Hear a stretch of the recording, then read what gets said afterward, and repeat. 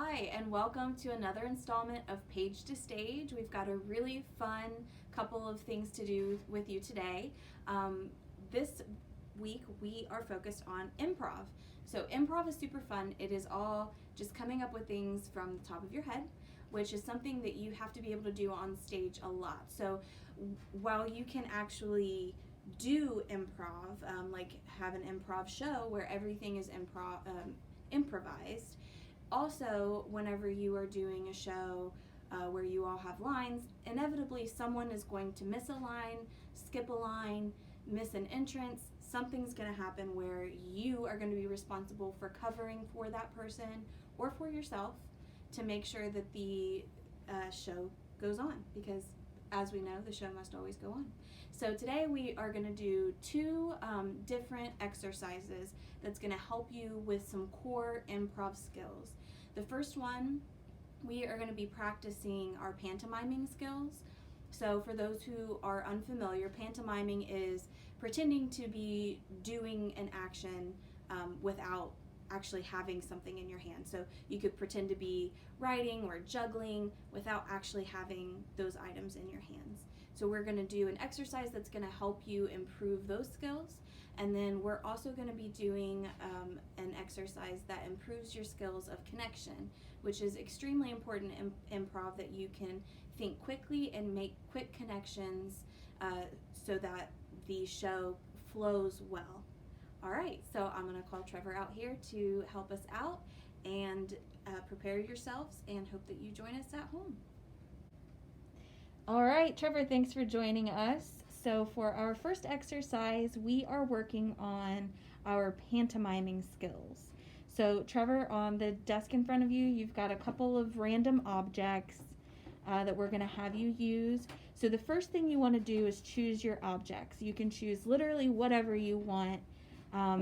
We've got a pen, we've got a spoon, we've got a cup, we've got some books, whatever you use. We just chose some really general objects that are used frequently on stage, because the idea here is that you are getting used to using items without them actually being there. So this may happen by choice.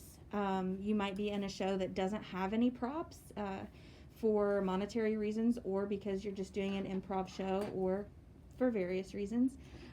Or it is possible that a prop has gone missing or was forgotten to be placed. That happens a lot on stage.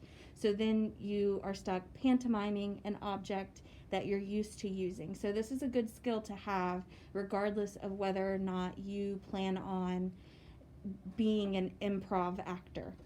Okay, so Trevor, what I'm going to have you do, and you, those at home, pick your first object, whichever object you want to start with. Okay, so what you're going to do first is you're going to use it just like you would normally use it ever, just writing with it, drawing with it, whatever you want to do. If you are in a show, it is helpful to practice with items, obviously, that you will be using in that show in the way in which you'll be using them. So if you're using a pen and you're drawing as your character, or you're writing a letter as your character, all of these things are important to keep in mind.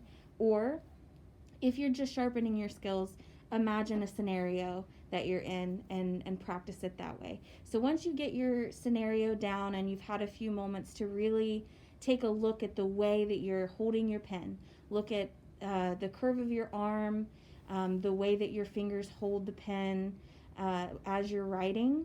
Notice all of these very technical details, because what we're going to do now is take the pen away and then attempt to draw or write or whatever the same way that you would have if the pen was actually there. So this is just helping you improve your skills. See, as an audience member, I could tell, okay, Trevor is drawing a picture right now based on the way he's pantomiming his movements. So once you feel like you kind of got that down, you can move to your next item, and you can do as many items as you want. You can take as long as you want practicing with the items and practicing without the items. It might be really helpful to film yourself so you can see the differences. You can try the same objects with different scenarios as well, is very helpful if you're just trying to generally improve your skills with this. So something that Trevor and I were talking about earlier that's also important to remember is the scenario in which you find yourself using this item. So for instance, Trevor's got a cup right now. So you want to also think, what is in my cup? Is it something that's hot and maybe brings comfort? Is it something that, are you just drinking normally, maybe at dinner or something? Think of all of these things because it may depend how you hold the item. And then so whenever you take it away, being able to keep that same scenario going in your mind is going to help you with those movements as well. All right, so this is something that you would want to do more than once. It's something that you want to continue to do to improve your skills. But it is a helpful exercise where pantomiming is concerned. Okay, so next we are going to do our second exercise. Trevor, we don't need those items anymore. You can put those off to the side. You will need 2 books. And for those at home, you can use 2 books, 2 magazines. You can go online, whatever you want to do. You just need 2 bodies of work that have text in them. Because what you're going to do is in your first text, you are going to just kind of skim through there and pick a word, any word, doesn't matter. Trevor, what's your word? Orchestra. Orchestra. What a fun first word. Okay, so now in your second text, you're going to flip through and find a second word.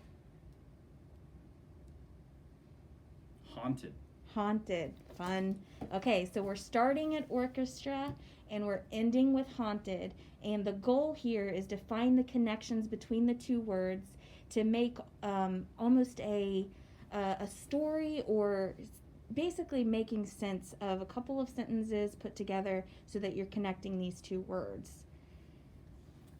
So I kept thinking about the music that I heard at the orchestra, and it wasn't until a few days later that I realized how haunted I was by the sounds. Ooh, good.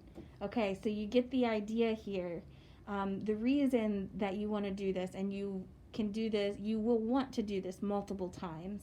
And the reason for that is you are thinking on your feet, which is not only good for improv, but just your brain in general. So you're welcome, brain. But also finding connections of things is very important in improv, because something that you're going to have to do is someone may say something that you have no idea they're going to say, and you then have to respond to that in a way that makes sense. So you have to be able to make connections quickly when you're doing improv. All right, so Trevor, thank you so much for all of your help. We hope that this was helpful at home. And Trevor, we'll see you next time. Bye, Trevor. Thank you so much for joining us for another installment of Page to Stage. We hope that these exercises were helpful for you and that you're able to be a better improv actor, or just an actor in general, because improv is important in all acting. If you are interested in any of these titles, all of these titles feature theater or acting in some way or another. So if you're interested in reading any of them, just go ahead and place a hold or give us a call. We can place a hold for you. We will see you next month for another installment of Page to Stage.